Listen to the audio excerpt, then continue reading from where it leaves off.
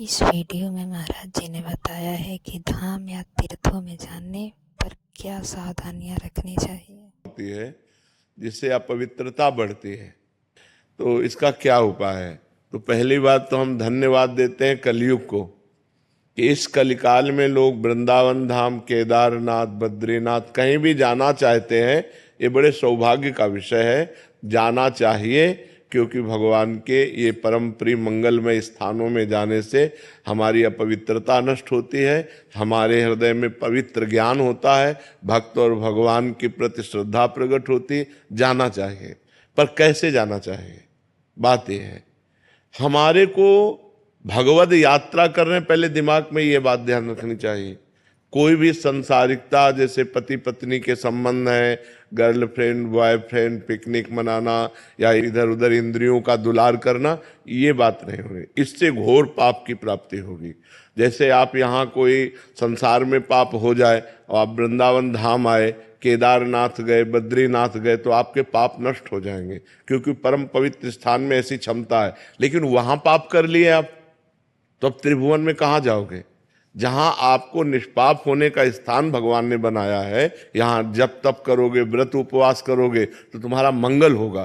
तीर्थों में उपवास करना चाहिए, चाहे भले एक दिन उपवास करे, खान पान का संयम रखे और ब्रह्मचर्य से रहे। भले एक दिन रुको, 2 दिन रुको, लेकिन ब्रह्मचर्य से रुको। ये पिकनिक मनाने वाला माहौल कि चलो बड़े पहाड़ हैं, बड़ा दृश्य मनोरम है, हम चलकर अपनी काम भावनाओं को और विकास दें, ये विनाश का कार्य होगा, ये पवित्र कार्य नहीं होगा। पूर्व में गांव से जब कोई बद्रीनाथ केदारनाथ जाता था तो वे बोलता था, तुम क्या समझते हो, हम केदारनाथ हुआ है क्या झूठ बोलेंगे? मतलब वो इस बात को साक्षी देते थे कि हम झूठ भी नहीं बोल सकते, क्योंकि हम केदारनाथ हुआ है, हम बद्रीनाथ हुआ है, हम भगवान के दर्शन करके आ गए, तो अब हम झूठ भी नहीं बोल सकते। और आजकल लोग गाड़ियों में जाते हैं, होटल बुक करते हैं और गंदी बातें करते हैं, सो ठीक नहीं है। जाना तो ठीक है, लेकिन ऐसे जाना ठीक नहीं कि पिकनिक मनोरंजन अपने मनाने के लिए आप वहां जाओ तो घोर पाप हो जाएगा और उसका निस्तरण नरक में ही होगा, फिर नरक भोगना पड़ेगा। इसलिए ऐसे लोग तो जाएं मत।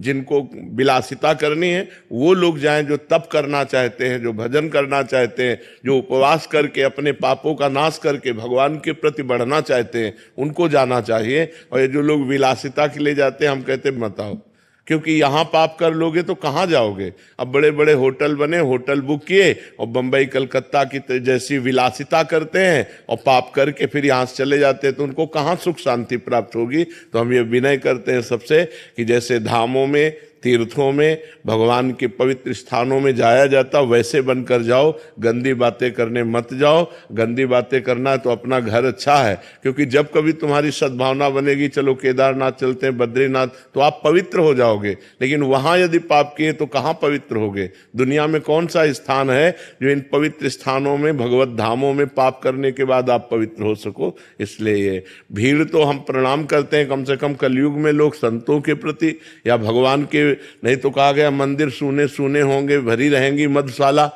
नहीं कहा गया कि कलयुग का प्रभाव ऐसा बढ़ेगा कि मंदिर में कोई जाएगा नहीं और शराब के ठेके में लाइन लगी रहेगी। तो आज तो कम से कम इतनी श्रद्धा है, हम ये देख रहे हैं, इतनी श्रद्धा है कि लोग भगवत धामों में, भगवत मंदिरों में जाते हैं, पर उनमें कुछ लोग ऐसे होते हैं जो अपवित्रता फैलाते हैं, जो गंदी बात करते हैं, वो ठीक नहीं है। मगर धामों में तो अवश्य जाना चाहिए। भगवान ने कृपा करके अपने धाम को, जैसे बद्रीनारायण विशाल भगवान विराजमान है, जैसे केदारनाथ भगवान, काशी विश्वनाथ, 12 ज्योतिर्लिंग पूरे, भगवत धाम अयोध्या, भगवत धाम वृंदावन, ये सब इसीलिए प्रकाशित है कि जीव से भूल हो जाए, पाप बन जाए, गलती बन जाए, तो इन धामों में, तीर्थों में आने मात्र से, उपवास नाम जप आदि करने मात्र से वो पूर्ण निष्पाप हो जाता है। महाराज जी, कुछ लोग आते हैं कि जो पुण्य कार्य करते हैं, यहाँ भंडारा आदि या शबील आदि लगा ली, जिससे महाराज जी फिर उसके बाद कब वहीं पड़े हैं पूरे नहीं, ये उनको पाप में। लगता है, क्योंकि धाम में आकर आप पुण्य की भावना से अपवित्रता फैला रहे हो। ये जो दोना पत्तल खा पी के इधर उधर बोतलें फेंक देना है, ये अपवित्रता है। उनको ऐसी व्यवस्था करनी चाहिए कि वो सब चीजें एकत्रित करें और एकांत स्थल में जाके आग लगा दें या खोद के गाड़ दें या दूर ऐसा करें, धामों को अपवित्र न करें। अपवित्र करने से अगर वो समझते मैं पुण्य कर रहा हूं तो वो पाप कर रहे हैं, क्योंकि वो जूठा पत्तल एक भी संत के पैर में लग गया तो सारे पुण्य नष्ट हो जाएंगे।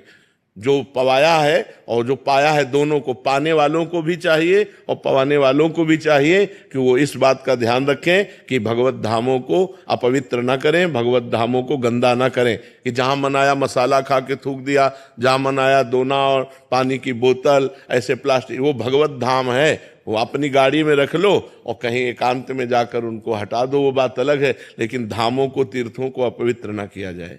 महाराज जी, हाँ, हम सेवा कार्य क्या करें? धाम में जब आए तो क्या कोई सेवा करनी चाहिए? सबसे पहली सेवा है कि आप धाम को गंदा मत करो, ना इंद्रियों की विलासिता के द्वारा और ना कोई बाहरी आचरण के द्वारा। और दूसरी सेवा यह है कि खूब नाम जप करो, धाम में आकर ग्रंथों का पाठ करो, एक दिन, कम से कम एक दिन उपवास करो, और जिस तीर्थ में आए हो वहां तीर्थ की महिमा सुनो, उसके अनुसार वास करो, तो ये धाम की सेवा हो जाएगी, तुम्हारा मंगल हो जाएगा, तुम्हारा पवित्र हो जाएगा, जीवन तुम्हारा सुखमय हो जाएगा।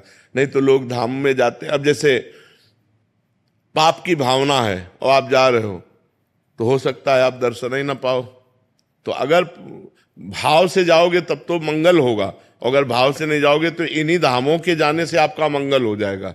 इसलिए आप अपनी धाम की सबसे बड़ी पवित्रता को यह है कि आपके द्वारा कोई अपवित्र आचरण, आपके द्वारा अपवित्र किया न हो तो धाम की सेवा बन गई।